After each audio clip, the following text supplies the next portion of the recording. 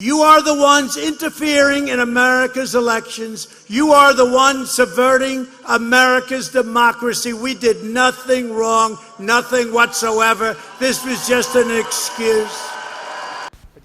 Only 1 month into the new year, and it's already been a momentous period for President Trump, dealing with impeachment and conflict with Iran.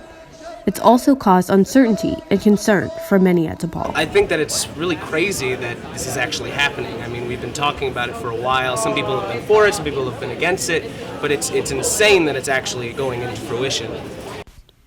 Many at DePaul support the impeachment that's been led by House Speaker Nancy Pelosi. The president has engaged in abuse of power, undermining our national security and jeopardizing the integrity of our elections. Generally good and bad.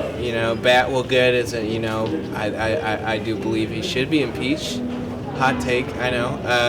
But I think he should be impeached.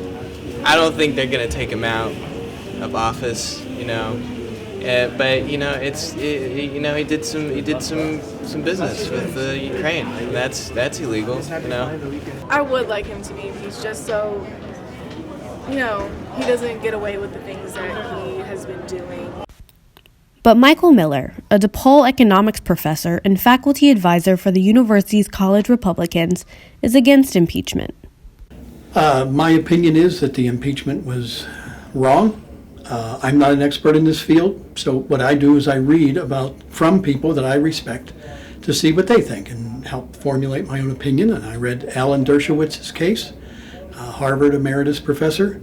He makes it clear to me that neither one of these rise to the idea of a high crime or misdemeanor, and therefore it's a mistake. The Senate should simply dismiss the charges and move on. But impeachment is not the only concern. Many are also worried about Iran. Last night, at my direction, the United States military successfully executed a flawless precision strike that killed the number one terrorist anywhere in the world, Qasem Soleimani. DePaul political science professor Scott Hibbard says the Iran situation could potentially lead to some major conflicts if it is not resolved. The larger issue is what's the long-term ramifications. So if we do go to war, or if this if this conflict spreads throughout the region in an indirect manner, you're going to probably see attacks on Israel, attacks in Saudi Arabia, attacks on American forces in Iraq. You could see attacks on oil shipping.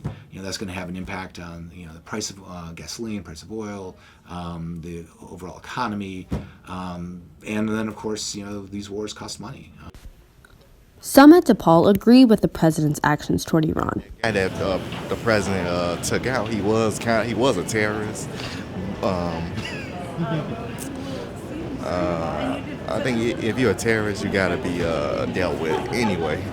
I don't have too much insight because I'm not in the room, but I think that any problem could be solved in a much better way than war.